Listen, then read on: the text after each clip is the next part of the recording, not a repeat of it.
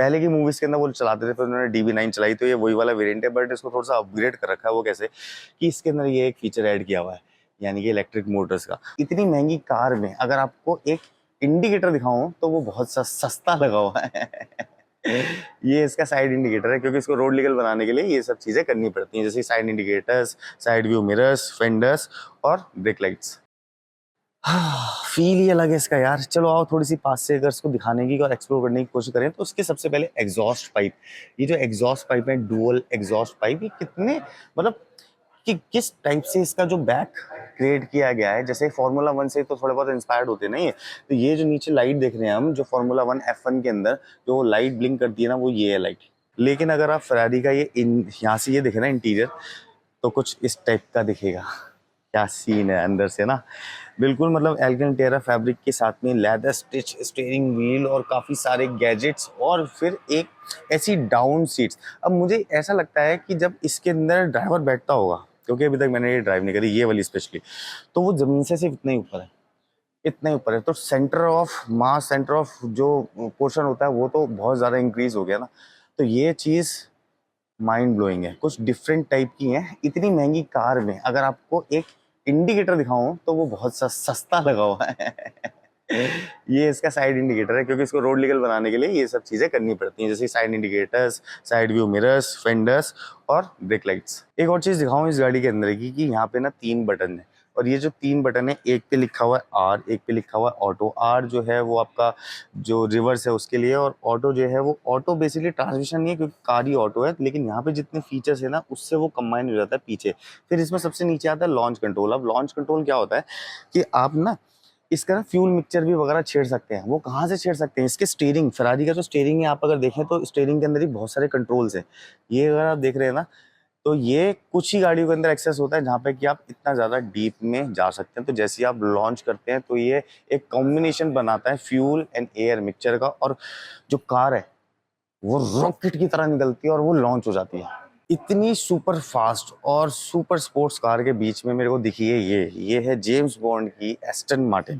पहले की मूवीज के अंदर वो चलाते थे, फिर उन्होंने DB9 चलाई, तो ये वही वाला वेरिएंट है, बट इसको थोड़ा सा अपग्रेड कर रखा है। वो कैसे कि इसके अंदर ये एक फीचर ऐड किया हुआ है, यानी कि इलेक्ट्रिक मोटर्स का। ये एक स्पेशल एडिशन है जो कि सुपर लगेगा, और छोटी छोटी सी इसके अंदर डिटेल है, जैसे कि पनडुब्बी होती थी पुराने जमाने की, उसमें क्या होता था कि पीछे तो लोग बैठे होते थे और आगे ऐसा एक ग्लास होता था। इसकी हेडलाइट अगर देखो ना, तो ये देखो ये ग्लास है, इसको यहाँ पे स्क्रूज से जोड़ रखा है। और थोड़ी सी अंदर आगे अगर दिखाएं, यहाँ पे अगर दिखा दें, तो इनफैक्ट कि हमें वो नट बोल्ट दिखते भी हैं।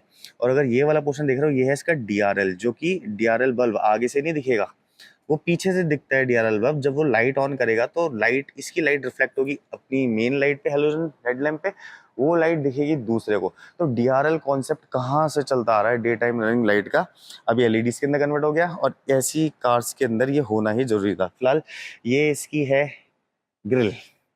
यार क्या चीज लग रही है। और अगर नीचे अगर एक चीज देख लेना आप, ये देखिए ये क्या है, ये नहीं पता किसी को ना।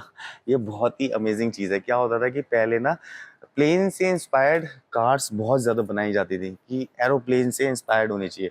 तो इसका जो इंजन का इनटेक है, वो बजाय यहाँ से लेने के उसको नीचे से लिया गया। ये इंजन इनटेक है एक्चुअली, बट ये बहुत सारे मायनों में गलत है, क्योंकि जो ऐसी कंट्रीज है जहाँ पे कि बहुत ज़्यादा धूल मिट्टी उड़ती है, वहाँ पे आपकी कार बहुत ज़्यादा मेंटेनेंस मांगेगी। अच्छा, कूलिंग सिस्टम को और ज़्यादा बेटर करने के लिए ये चीज़ है, यहाँ से एयर इनटेक होती है और वो कूलिंग सिस्टम की तरफ जा रही है, और यहीं पे ही एक एयर इनटेक भी है, मतलब जो कि इंजन को यानी कि फिल्टर के साथ में हवा सक करेगा और कंबशन चैम्बर तक भेजेगा। यहाँ से यहाँ तक इसका जो है ये हुड है, और हुड खुलता है कुछ इस तरीके से।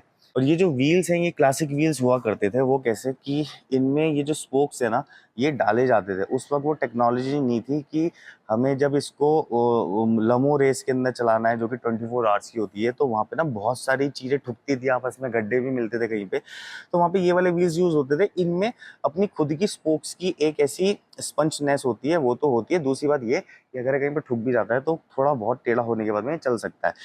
तीसरा पॉइंट ये था इसका, ये जो आप देख रहे हैं, ये है इसको खोलने का मतलब। ये एक सिंगल एक्सेस एक बोल्ट है, जिसको नट है सॉरी, जिसको आप एकदम से ऐसे करके खोल सकते हैं, एकदम से ऐसे करके खोलेंगे तो व्हील पूरा पूरा बाहर आ जाएगा। तो जब पिट क्रू होता था, पिट स्टाफ होता था, वो इसको ऐसे करके खोलता था, टायर बाहर निकालता था, नया टायर डालता था और इसको टाइट करके रेडी टू गो। जिस जमाने की ये गाड़ी है उस जमाने में ना कुछ इस टाइप की विंड स्क्रीन बनाना भी बहुत मुश्किल बात थी, बट ये लोग जब बनाने लगे तो उनको लगा कि ये पिलर जो है इनको भी हटा दिया जाए। तो कुछ गाड़ियों के अंदर ये पूरी पूरी स्क्रीन है अगर आप देखेंगे तो, बट वो ज़्यादा सक्सेस नहीं हुई। फिर ये पिलर दिया क्योंकि ये ए पिलर है, और अगर इसको देखते हैं तो इसमें बी पिलर का स्कोप नहीं है, लेकिन अंदर से दिया हुआ है। ये देखिए अंदर से एक बी पिलर है।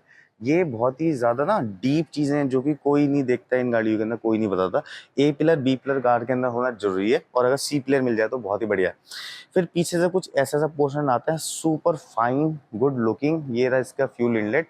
सबसे अच्छी चीज बताऊं, ये पिट पे इसको ज्यादा एक्सेस मिल जाए और कहीं पे भी पेट्रोल पंप पे ये प्रॉब्लम में ना आए, तो एक राइट में है और एक लेफ्ट में है इसके जो फ्यूल इनलेट है। ये भी एक बहुत ही बड़ी चीज है ना, कितना सही लग रहा है यार, वाह।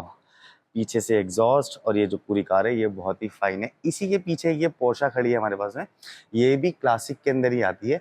काफी गुड लुकिंग कार है अगर देखा जाए तो इसको, बट ऐसे जगहों पे ना ये जो गाड़ियां हैं ये बहुत सुपर स्पोर्ट्स वाली टाइप भी बेच रहे हैं और इस टाइप की कार्स भी बेच रहे हैं। तो हमारा काम तो था आपको वीडियो बना के दिखाना। आपको बताओ कैसा लगा। नेक्स्ट वीडियो में मिलते हैं, इसी सीरीज के जुड़े रहिए।